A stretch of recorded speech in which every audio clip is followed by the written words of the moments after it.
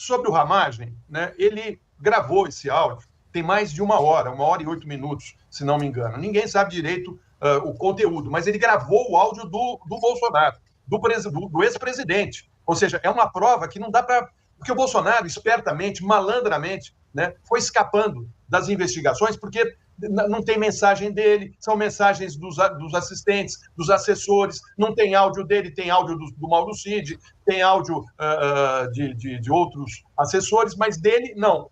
Né? Ele tomou muito cuidado para não ser pego, né?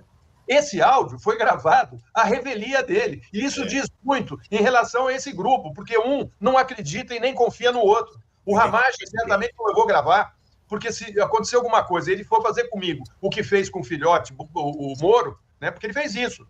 Ele botou na frigideira o Moro e mandou para a rua, como ele fez com o Bibiano. Né? Esses caras não têm amigo. Né? Quando eu vi lá um áudio do Arthur Lira em campanha, em Alagoas, dizendo que não existe ninguém mais amigo do Bolsonaro do que ele, né? Eu fiquei me perguntando, quem quer, né? Um cidadão de bem que quer ter um amigo como o Bolsonaro? Você quer, Aquiles? Ninguém quer. Né? Então é o seguinte, essa gravação é que importa, né? Porque a gente já sabia que a ABIN estava sendo utilizada para proveito próprio da família Bolsonaro e para a perpetuação dele no poder. O que a gente não tinha ainda era ele falando, ele negociando, armando, né? Imagina, né? Os caras foram para cima de auditores da Receita do Rio, Léo. É gravíssimo. Florestan, só um detalhe, você não acha, Léo, também que essas revelações de hoje e esse áudio também não teriam o poder, que é um fato novo, não teriam o poder de reabrir a investigação? Porque, assim, sabendo de tudo isso, que o caso foi arquivado contra Flávio Bolsonaro e ele segue impune, com essas novas informações, dá ali munição para se cobrar, mesmo que politicamente, a reabertura do caso, para saber o que aconteceu. E os auditores da Receita, assim, tiveram um trabalho correto. Tem que reabrir não só essa, mas todas as investigações, inclusive sobre o evento de Juiz de Fora. Né? Foi falado ontem no Boa Noite, se não é o caso, se oferecer uma delação premiada para o tal do Marcelo Bormevê, que era o segurança que falhou em Juiz de Fora e depois foi promovido, né, como chefe da Gestapo nazista no Brasil. Quer dizer, o cara falha, não protege a vida do candidato e depois, olha, não, você falhou, mas eu vou te colocar para ser chefe da Gestapo. Né? Quer dizer, tem alguma coisa bem estranha aí. Essa é a tese do Lindbergh também e a gente vai assistir aqui rapidinho. Vamos lá. Pessoal, o clima aqui em Brasília está pesadíssimo. Essa operação da Polícia Federal sobre essa BIM, que na verdade monitorava os adversários políticos do Bolsonaro, gerou um clima muito ruim. Eles monitoraram 3 ministros do Supremo. No momento que Bolsonaro vai ser julgado pelo Supremo, a situação do Bolsonaro piora. Mas tem coisas graves. Eles monitoraram o presidente da Câmara, Arthur Lira, que era aliado deles. Isso vai ter consequências. O que eu estou escutando aqui é que Bolsonaro tem ligado, dizendo que não foi ele. Foi uma coisa do Ramagem. Aí entra esse segundo ponto, a relação do Ramagem com os Bolsonaro. Eu quero lembrar vocês que a gente deve agradecer ao Alexandre Moraes, que impediu que o Ramagem virasse diretor-geral da Polícia Federal. Ele sabia quem era Ramagem. Imagina Ramagem comandando uma estrutura daquela da Polícia Federal. Mas o fato é que Ramagem gravou o Bolsonaro. Uma conversa de um tema delicadíssimo. A rachadinha do Flávio Bolsonaro. O Flávio Bolsonaro tinha um esquema com Queiroz. Você lembra tudo isso?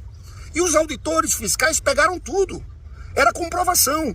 Então eles fizeram uma reunião para ir para cima dos auditores fiscais, para perseguir.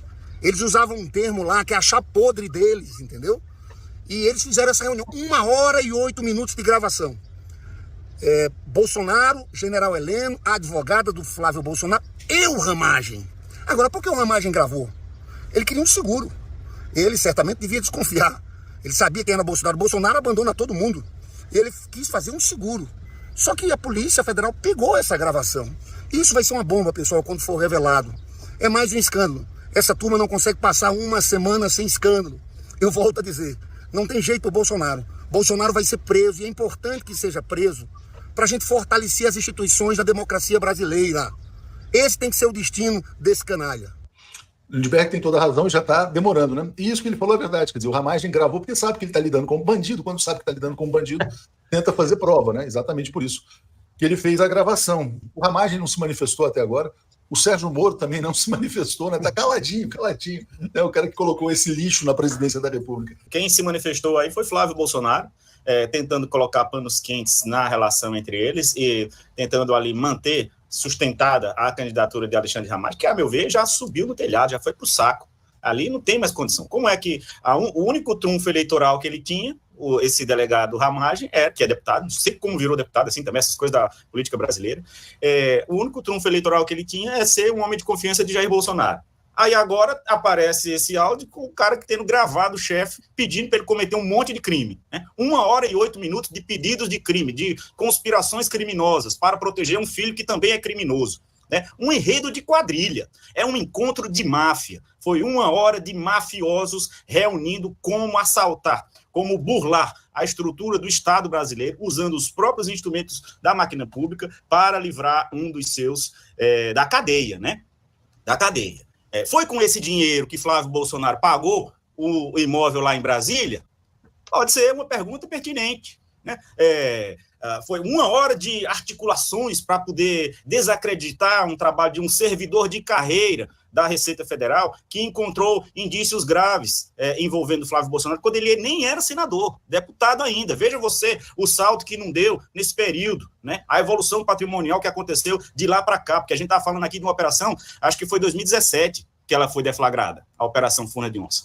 Então, de lá para cá já teve muita coisa, né? Se isso vier à tona, vai ser um novelo que vai, assim, não vai parar mais. Quando puxa uma... O pessoal fala em reabrir, né, Juiz de Fora, reabrir as rachadinhas, e uma outra questão que se coloca também é por que não investigar as circunstâncias da morte do Gustavo Bebiano, né? Porque o Gustavo Bebiano concedeu uma entrevista ao Roda Viva e falou, né, que o Carlos Bolsonaro queria criar uma ABIN paralela, exatamente para isso, e ele falou que ia dar cadeia. Pouco tempo depois ele morre, né? Um cara que era um atleta, morre, infarta, assim, de uma maneira muito estranha. A mulher dele foge do país, vai morar fora do Brasil. O Paulo Marinho, que é uma das pessoas que atuou nessa campanha do Bolsonaro, chegou, inclusive, a gravar um vídeo de que o cadáver do Bebiano ia assombrar o Jair Bolsonaro, como naquela peça do Shakespeare, né, no Macbeth. E depois o Paulo Marinho não fala mais nada sobre isso. O celular desaparece. Como morreu o Gustavo Bebiano? Ninguém tem interesse em saber se foi uma morte natural mesmo, como... É tudo muito esquisito nessa quadrilha. A imprensa também não se esforçou para fazer essas investigações. Ao contrário, né, evitou fazer investigações e tem equipe e jornalistas preparados para fazer uma investigação mais profunda, mas preferiram se omitir, tanto no caso de Juiz de Fora, como no caso do Bebiano. Né? Dizia-se que a mulher dele tinha uma fita gravada, né, que estaria com ela, mas ela disse que não tem gravação nenhuma. Quem vai querer também se meter com essa gente, né, Léo? Um pessoal que fala até em dar um tiro na cabeça do ministro Alexandre de Moraes, né, que propunha um golpe de Estado e talvez o enforcamento em praça pública do próprio Alexandre. Né? Enfim, é um povo barra pesada.